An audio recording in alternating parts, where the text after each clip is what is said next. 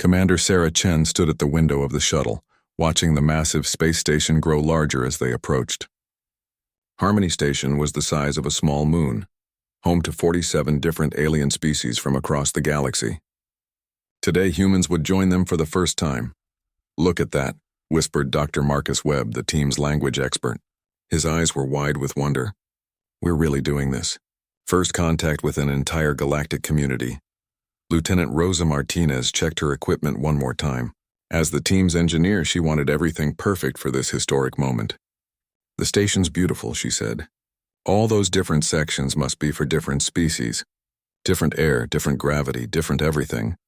Captain James Park, their security chief, was more practical. "Remember, we represent all of humanity today. Stay alert, stay respectful, and follow the protocols we studied." He stretched his shoulders, working out the stiffness from the long journey. Sarah nodded. "This is our chance to prove that humans belong among the stars. We've waited 300 years for this invitation." What the humans didn't know was that their shuttle's approach had triggered emergency alerts across Harmony Station. In the Zephyrian section, crystalline beings sang worried harmonies. The slug-like Veltar sealed themselves in their chambers. The insect-like Mantari clicked their mandibles in nervous patterns. Station Administrator Corinth, a tall being with blue skin and 4 arms, watched the security feeds with growing anxiety. "They look so ordinary," he said to his assistant. "How can they be so dangerous?" "The reports don't lie, sir," replied the assistant, a small creature covered in soft fur. "Humans are Category 5 apex predators. They come from a death world. They have no natural enemies." The human shuttle docked with a soft thud. Sarah's team gathered their simple belongings and prepared to make history. They had no weapons, just diplomatic gifts and scientific instruments. They wore standard blue uniforms that marked them as peaceful explorers.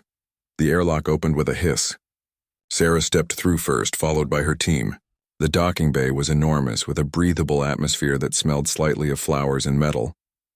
Dozens of aliens waited to greet them, but they all stood much farther back than seemed normal for a welcoming committee. "Greetings," Sarah said clearly, using the standard galactic language they had learned. "I am Commander Sarah Chen of Earth. We come in peace and friendship." A ripple of movement went through the alien crowd. Several beings stepped backward. Sarah noticed but attributed it to cultural differences. Maybe standing close was considered rude. Ambassador Thylon of the Altarians stepped forward. He was tall and thin, with pale green skin and large, gentle eyes.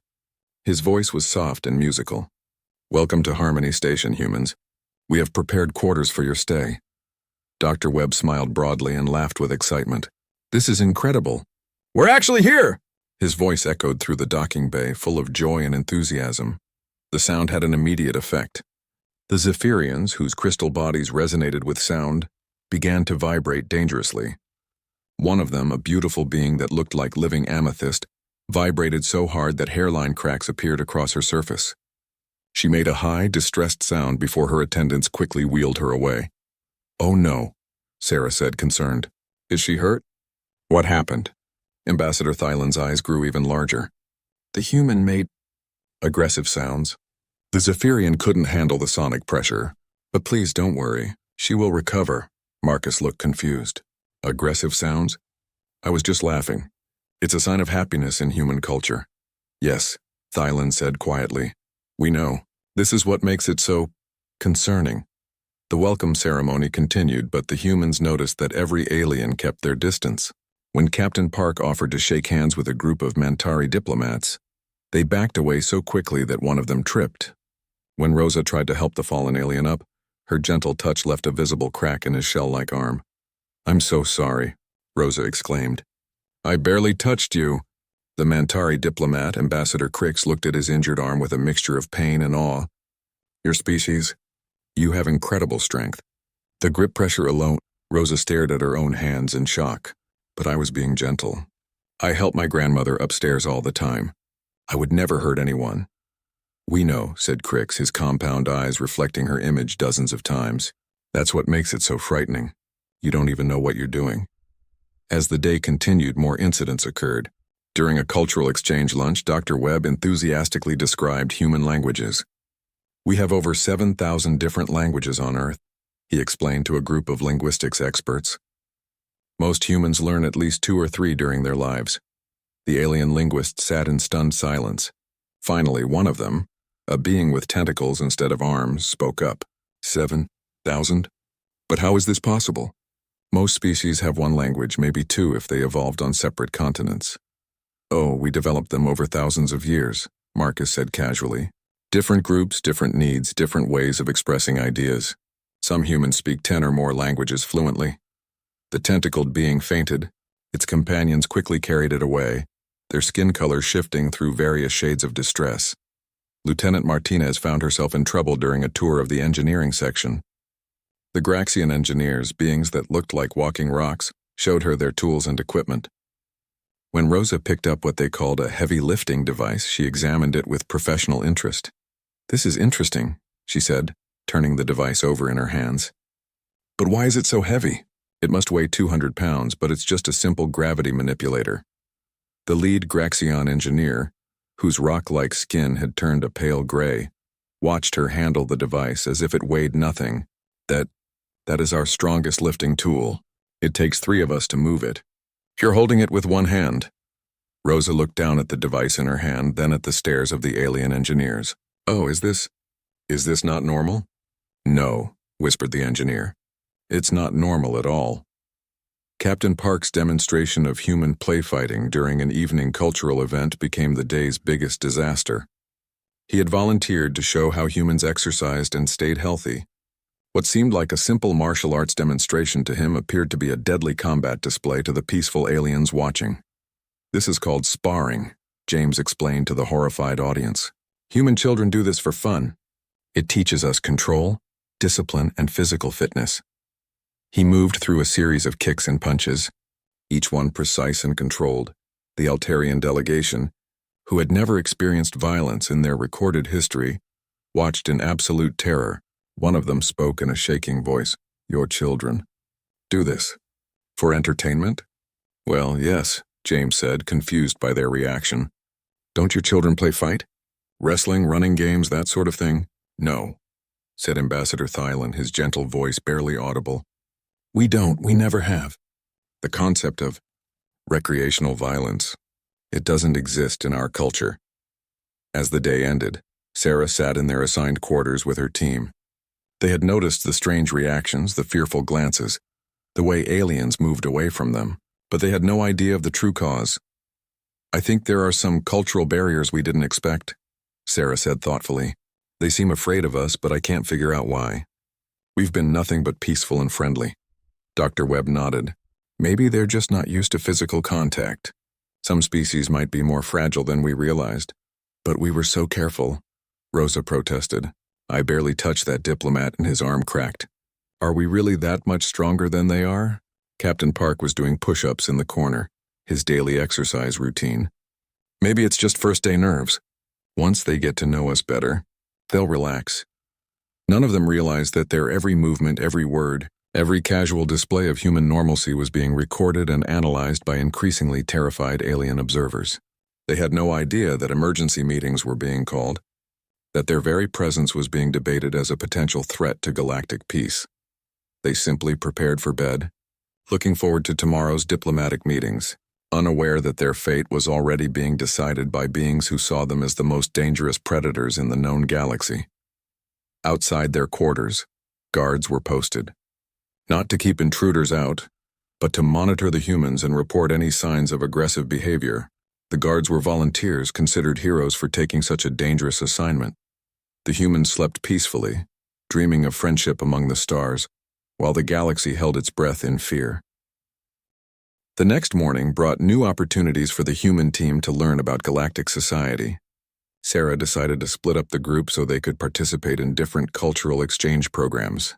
Each human would spend the day with specialists from their field, sharing knowledge and building relationships. Dr. Marcus Webb joined the Linguistic Symposium in the station's academic wing. The conference room was filled with beings from 12 different species, all experts in communication and language.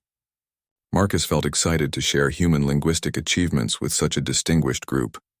The symposium leader was Professor Keltar, a being with a head like a flower and a voice that sounded like wind chimes. "Today we welcome our first human colleague," she announced.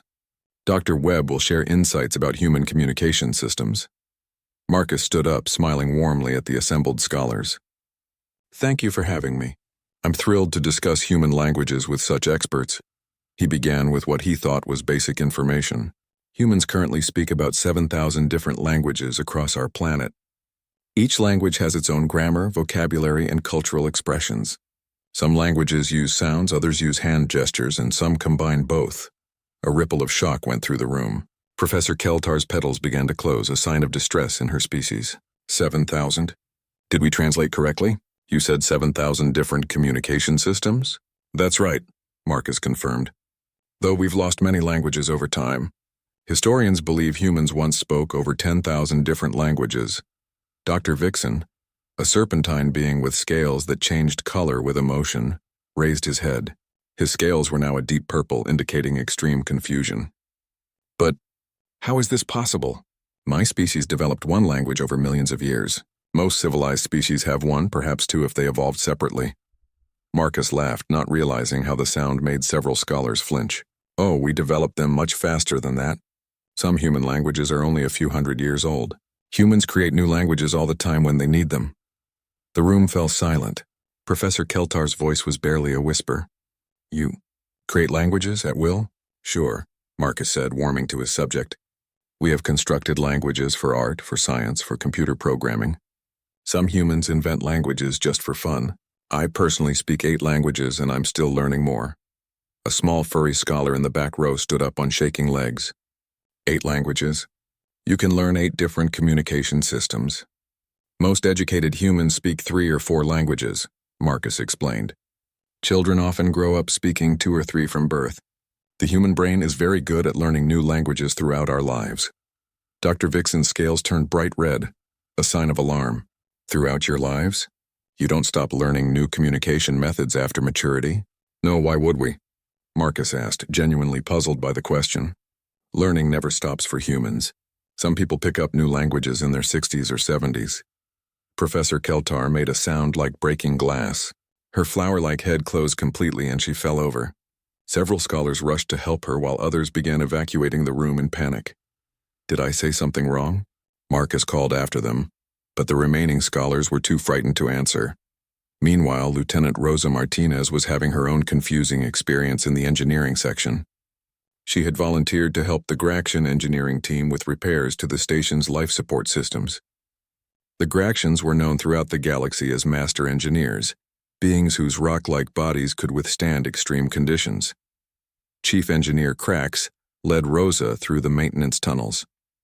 His stone-like skin was gray with worry. Human Martinez, we must warn you that this work is dangerous.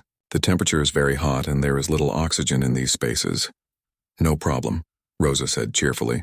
I've worked in worse conditions on Earth. What's the temperature?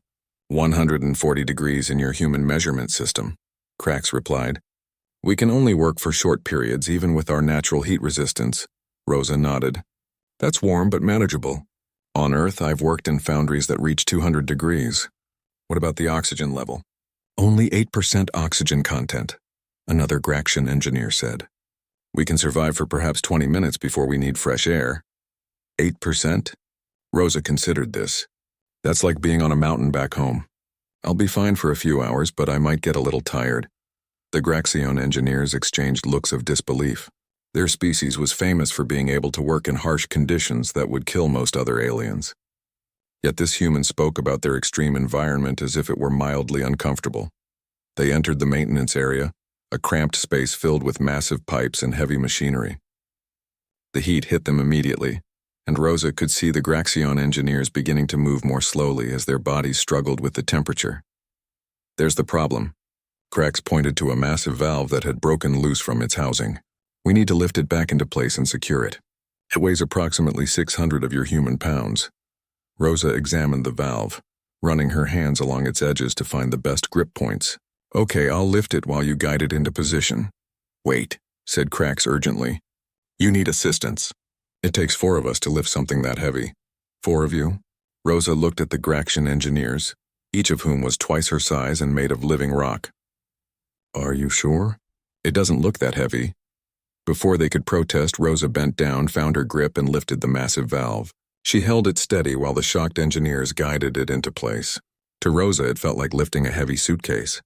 To the Graxians, they were watching a small organic being casually handle weight that challenged their entire team. "How?" whispered one of the engineers.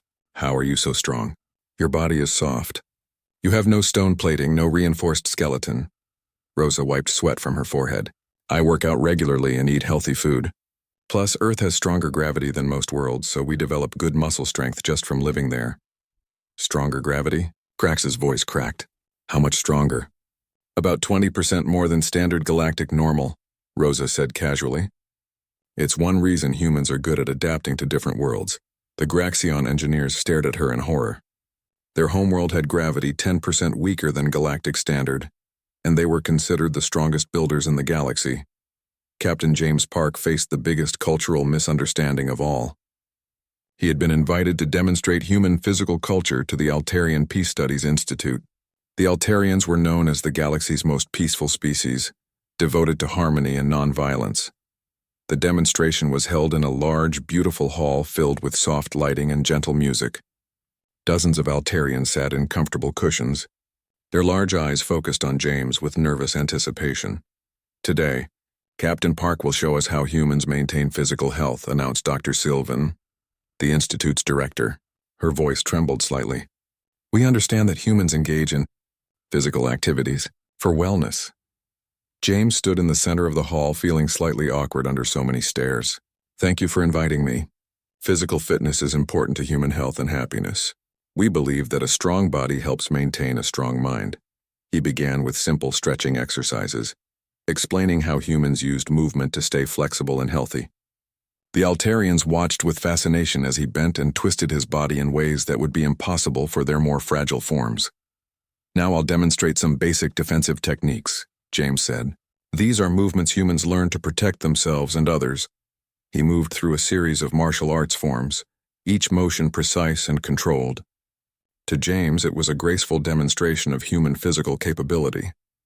To the Altarians, it looked like a deadly dance of violence. "These techniques," James explained as he performed a spinning kick, "teach us balance, coordination, and self-control. Human children often learn these movements as games." Dr. Sylvan's voice was barely audible. "Children, your young practice these combat techniques?" "Oh yes," James said, moving into a series of punches and blocks. "We have sports where children compete in controlled fighting. Wrestling, boxing, martial arts tournaments. It's considered character building." The Altarian audience was paralyzed with shock. Several of them had fainted. Others were making high-pitched distress calls. Dr. Sylvan's pale green skin had turned almost white. "Captain Park," she whispered, "are you saying that human children engage in ritualized violence for entertainment?" James stopped mid-motion, finally noticing the terror in the room. "Well, it's not violence exactly. It's sport, competition, fun. Don't your children play physical games?" "No," Dr. Sylvan said, her voice breaking. "We don't. Physical contact for the purpose of dominance. It's unthinkable.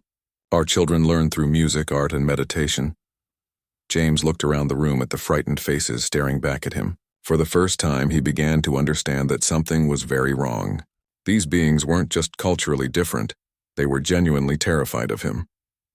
As the day ended, Sarah met with her team to discuss their experiences. Each of them had similar stories of alien fear and confusion. They sat in their quarters, trying to make sense of what they had experienced. "Something's not right," Sarah said. The emergency session of the Galactic Council was called for the third day of the human visit. Sarah and her team were not invited to attend, but they were given access to observe the proceedings through diplomatic channels. They sat in their quarters, watching the greatest gathering of alien species in galactic history debate their fate. The council chamber was enormous, with sections designed for each member species' environmental needs. Some areas were filled with water for aquatic beings, others had high gravity fields for dense-bodied species, and still others contained pure energy fields for beings of living light. Representatives from all 47 member species were present, along with observers from dozens of non-member civilizations. Administrator Corinth stood at the central podium, his forearms gesturing as he addressed the assembly. "Fellow beings of the galaxy, we face an unprecedented situation. For the first time in our history, we have encountered a species that challenges every assumption we have made about intelligent life.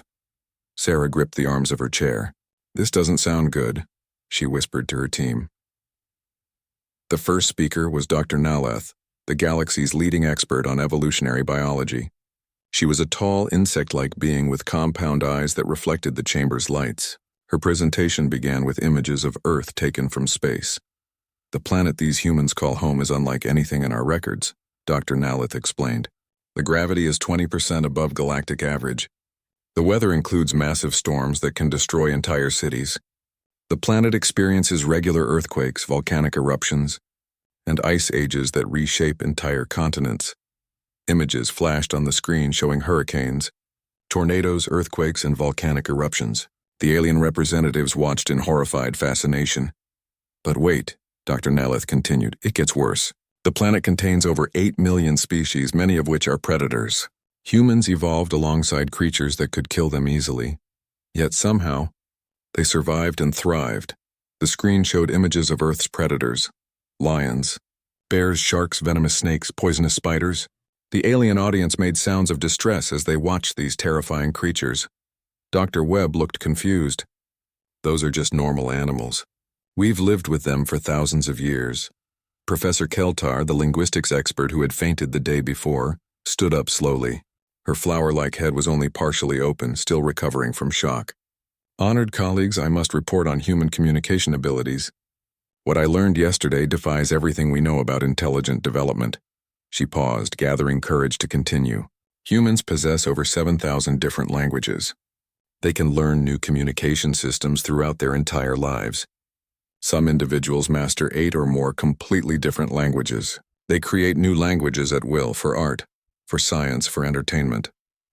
A murmur of disbelief rippled through the chamber. The serpentine Dr. Vixen's scales turned pale blue with fear. This suggests a brain plasticity that should be impossible. Their minds can reshape themselves continuously. They never stop learning, never stop adapting. Chief Engineer Krax stepped forward, his rock-like body moving heavily to the speaker's platform. I must add my observations about human physical capabilities. Yesterday, I watched a human female lift 600 pounds of equipment with no assistance. She worked for hours in temperatures that limited my team to 20-minute shifts. She showed no signs of distress in an 8% oxygen environment. The engineer's voice grew quieter. My species is famous throughout the galaxy for our strength and endurance. We are living stone, evolved on a harsh world. Yet this soft, organic human outperformed my entire team, while acting as if the work was routine. Captain Park watched the screen with growing understanding. They're not afraid of our culture, he said quietly. They're afraid of us. The presentation continued with more terrifying revelations. Military analyst Commander Zektos, a heavily armored being from a warrior species, displayed human combat statistics. Humans are persistence hunters, Commander Zektos explained. They can chase prey for dozens of miles until the prey dies of exhaustion.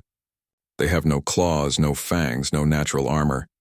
Yet they drove dozens of species on their own planet to extinction.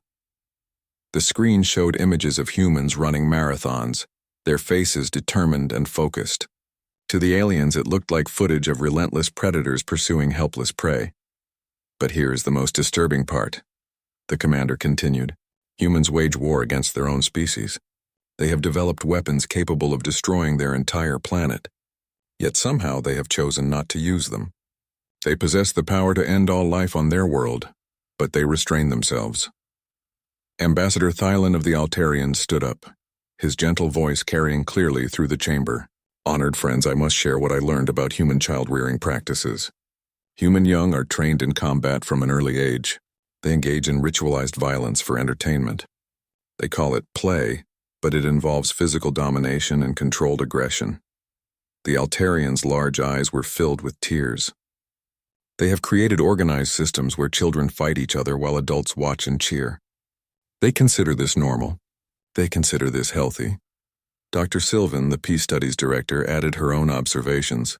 Human physical culture includes deliberate preparation for violence. They strengthen their bodies specifically to inflict damage on others, yet they claim this is for self-defense and character building. Sarah felt sick as she watched the presentation.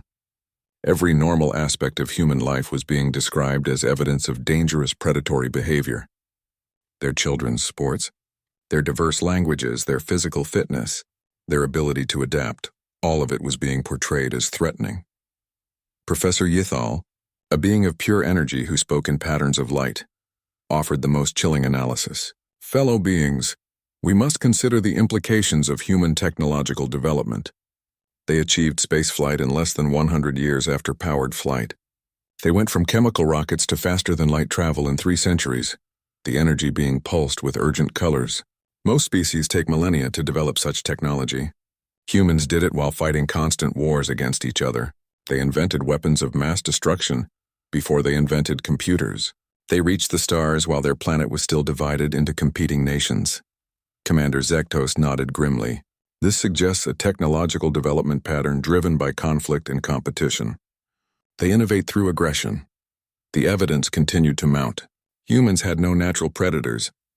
They could survive injuries that would kill other species. They formed pack bonds so strong they would die for strangers.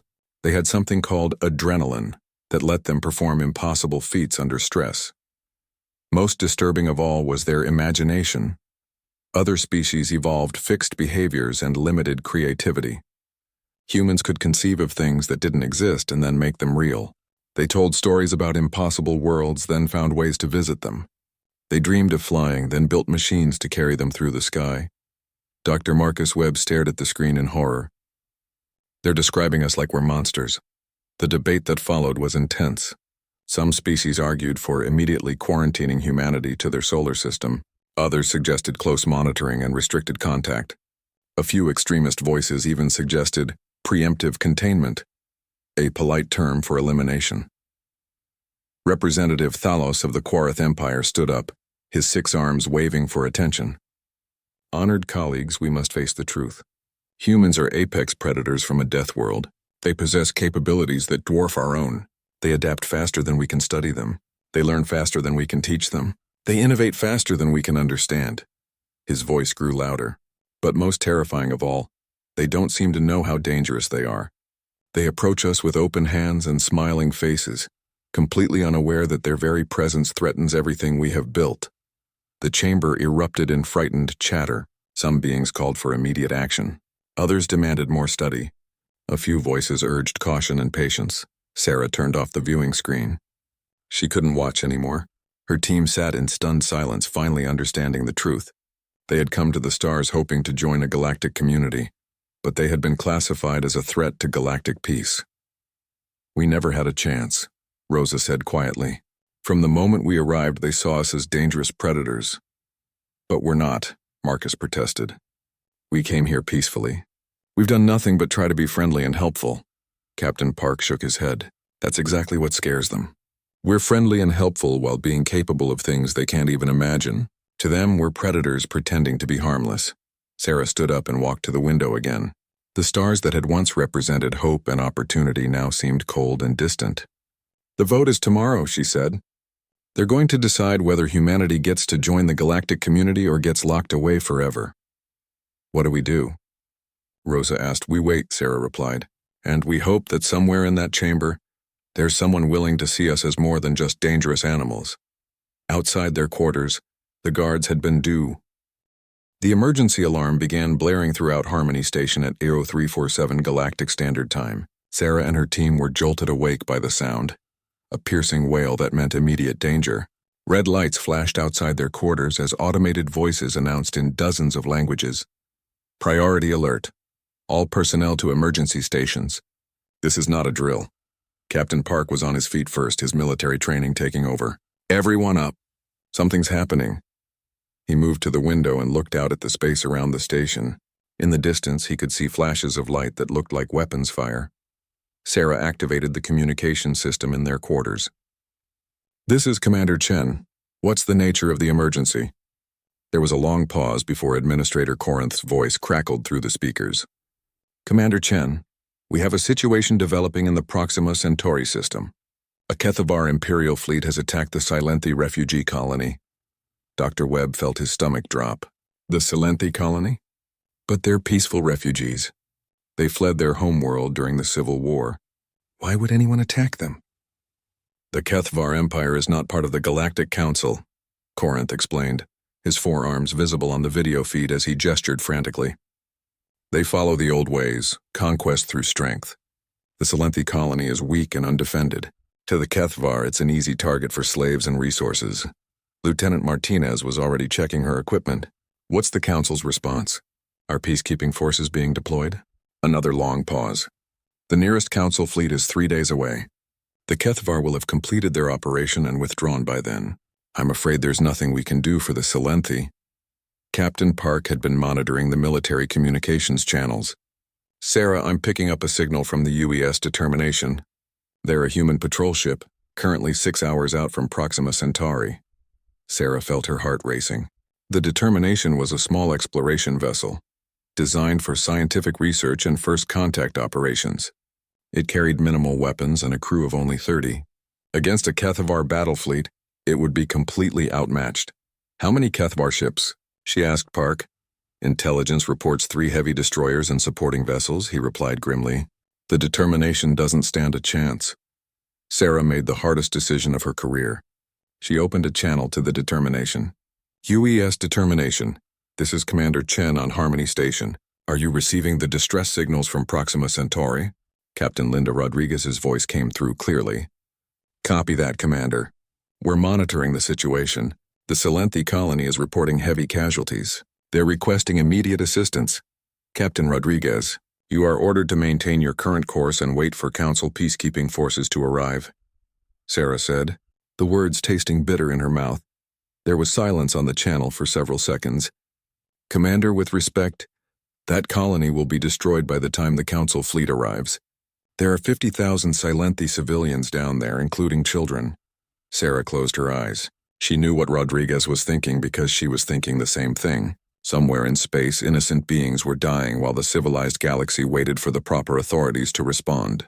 The human ship could reach them in time to help, but doing so would confirm every fear the aliens had about human aggression.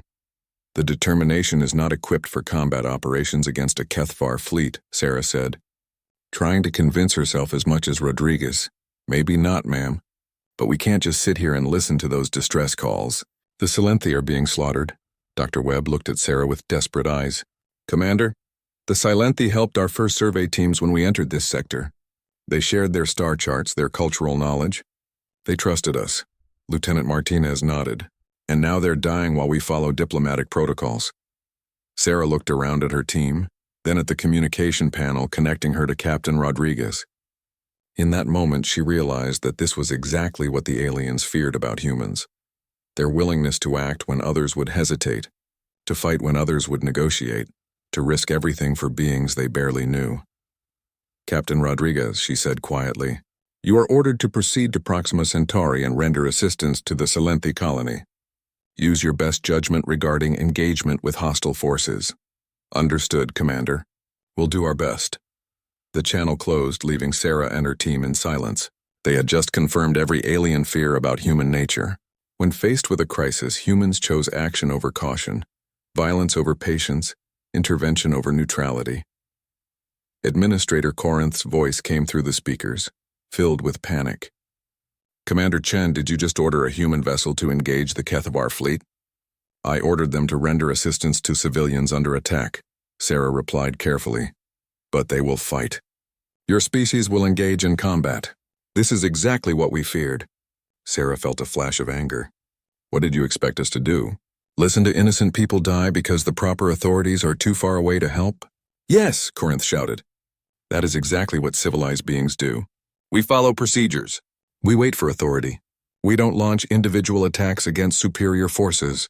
The viewing screens throughout the station automatically switched to show the Proxima Centauri system. Alien observers across the galaxy watched as the small human ship approached 3 massive Kethvar destroyers. The size difference was shocking.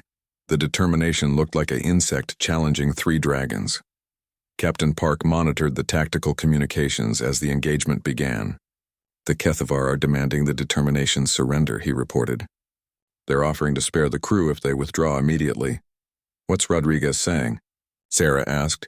She's telling them that humans don't abandon civilians. She's demanding they cease their attack on the colony.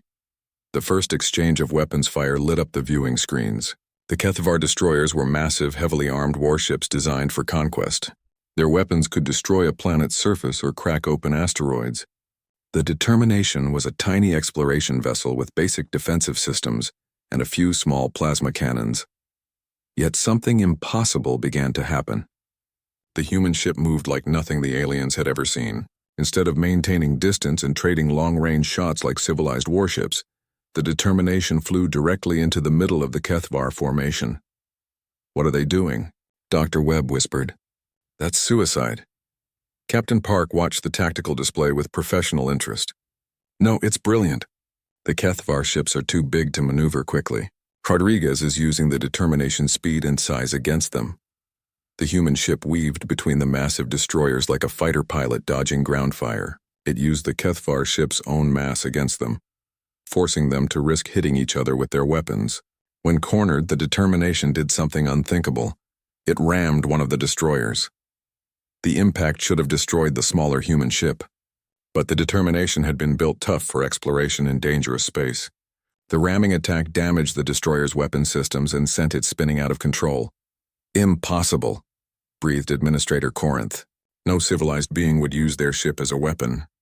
The risk to their own crew, but the humans weren't finished. Using tactics that seemed insane to alien observers, they continued their impossible attack. They used debris fields as cover, exploited the destroyer's blind spots, and turned their small size from a weakness into an advantage. Most shocking of all, when the humans finally gained the upper hand, they immediately stopped fighting and began rescue operations. The Determination moved to assist both the damaged Silenthi colony and the surviving Kethvar crews. "They're saving their enemies," whispered Ambassador Thylin, his gentle voice filled with wonder. The humans defeated the Kethvar, then immediately began helping the survivors. The alien observers watched in stunned silence as human rescue teams worked alongside Silenthi refugees to save Kethvar warriors who had been trying to kill them minutes before. It was behavior beyond their understanding. Captain Rodriguez's voice came through the communication system, speaking to the Kethvar commander whose ship was crippled and drifting. "Kethvar vessel, this is Captain Rodriguez of the human ship Determination. We're prepared to assist with your evacuation. Do you require medical aid?" The Kethvar commander, a proud warrior named Thektar, responded with confusion in his voice. "Human ship, why do you offer aid? We are enemies. We came to conquer and enslave. You defeated us." "Because that's what humans do," Rodriguez replied simply. "We help people who need help. Enemy or friend, it doesn't matter when lives are at stake. But we would have killed you all if we had won." "Maybe. But you didn't win, and now you need help. That's all that matters right now." The rescue operation continued for hours. Human crews worked tirelessly to save every life they could, regardless of species. They shared their medical supplies with Silenthi doctors treating Kethvar wounded. They risked their lives entering damaged ship sections to rescue trapped crew members. Dr. Webb watched the screens with tears in his eyes. "This is what humans do," he said quietly. "We fight when we have to, but we also heal when we can." Lieutenant Martinez nodded. "The aliens see our capacity for violence and think we're monsters. But they don't see that we use that same as the Galactic Council reconvened 2 days after the Proxima Centauri incident. This time the chamber was filled with a different energy. The fear was still there, but it was mixed with something new. Curiosity, respect, and for some species, the beginning of understanding. Sarah and her team were invited to attend this session, not as observers but as participants. They sat in a specially constructed section designed for human environmental needs, facing the assembled representatives of 47 different species. The session began with Administrator Corinth calling for order. His forearms moved nervously as he addressed the chamber. "Fellow beings, we have witnessed events that challenge our previous understanding of the human species. Today we will hear from new voices and reconsider our position." The first speaker was unexpected. Commander Thektar of the Kethvar Empire stood at the podium, his warrior's armor bearing fresh battle scars from the engagement at Proxima Centauri. His species was not part of the Galactic Council, but he had been granted special permission to address the assembly. "Honored representatives," Thektar began, his voice carrying the weight of centuries of military tradition. "I come before you as a warrior who has faced humans in battle. I have seen their strength, their tactics, their determination. I expected to report on their weakness after defeating them easily. He paused, looking directly at Sarah and her team. Instead, I must report on something I have never encountered before. Honor and victory. The humans defeated my fleet through tactics I could not counter. They fought with such skill and courage that my warriors spoke of them with respect even as our ships burned. The chamber was silent, hanging on his every word. But here is what your reports failed to mention, Thektar continued. The moment the battle ended, these same humans who had fought like demons immediately began saving the lives of my crew. They risked their own safety to rescue my warriors from damaged ships. They shared their medical supplies with our wounded. They treated our injured with the same care they gave their own. His voice grew stronger. In 10,000 years of Kethvar military history, we have never seen an enemy choose mercy when they could choose vengeance. The humans could have left us to die in space. By every law of war, they had earned that right. Instead, they showed us something our species had forgotten. That true strength includes the wisdom to know when not to use it. Commander Thektar turned to face the council. The Kethvar Empire formally requests to join the Galactic Council. We wish to learn from these humans who showed us a better way to use our strength. A murmur of shock ran through the chamber. The Kethvar had been the galaxy's most feared military power, aggressive and unwilling to compromise. If humans could change them through a single encounter, what did that say about human influence?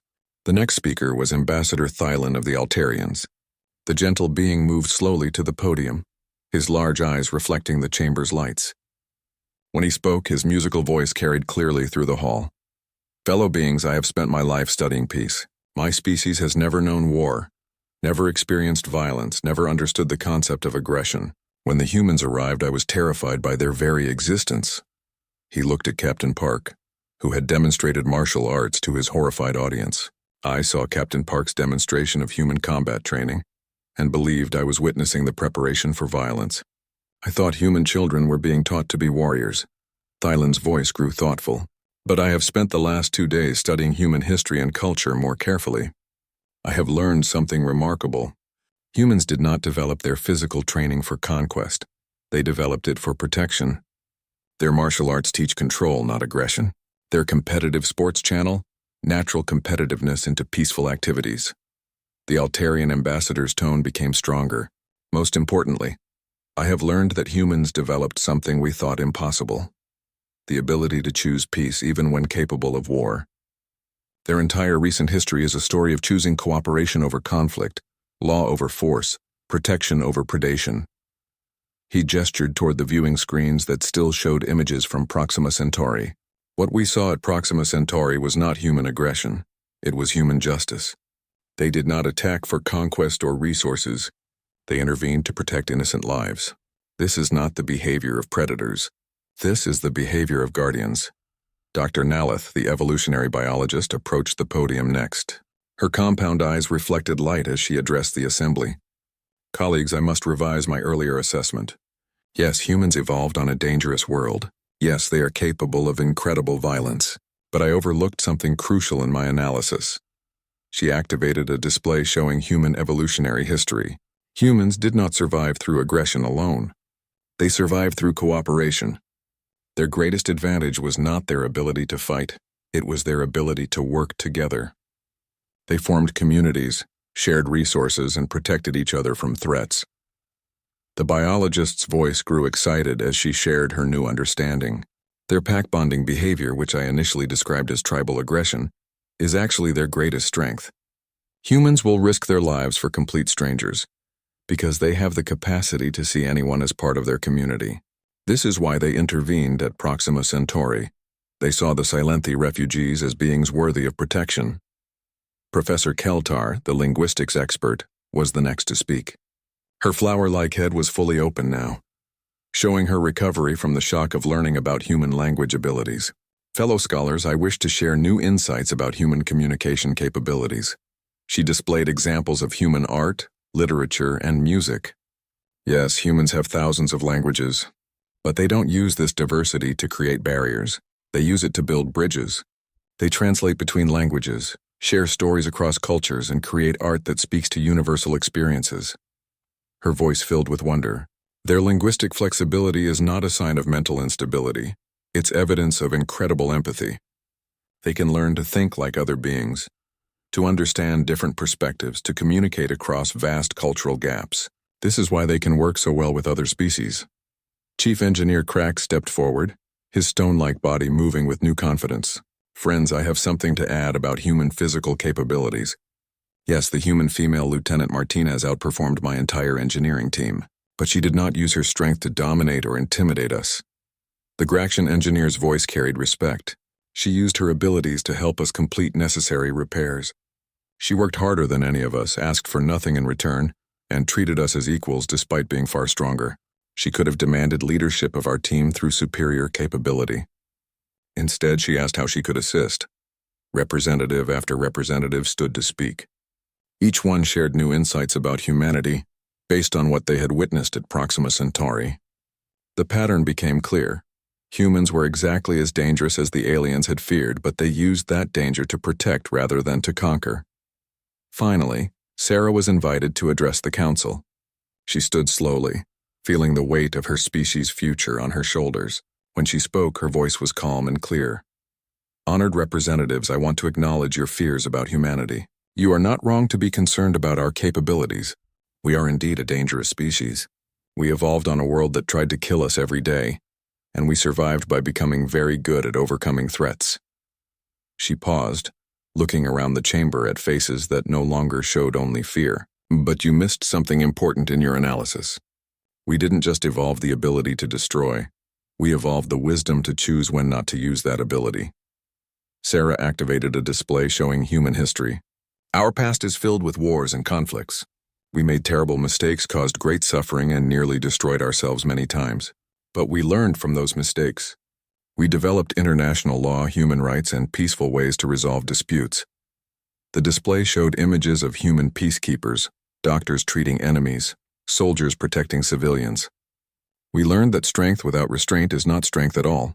It's weakness disguised as power. True strength comes from having the ability to cause harm and choosing to cause healing instead. Dr. Webb stood up to add his perspective. We came to the stars not as conquerors, but as explorers. We wanted to learn from you, to share knowledge, to build something better together. Our strength is not a threat to galactic peace. It's a tool that can be used to protect that peace. Lieutenant Martinez spoke next. My engineering skills could be used to build weapons of war. Instead, I use them to repair life support systems and build homes for refugees. That's the choice humans make every day, to use our abilities to create rather than destroy. Captain Park was the last to speak. My combat training could make me a killer. Instead, it makes me a protector. I know how to fight so that others don't have to. I understand violence so that I can prevent it. Sarah stood again for her final statement.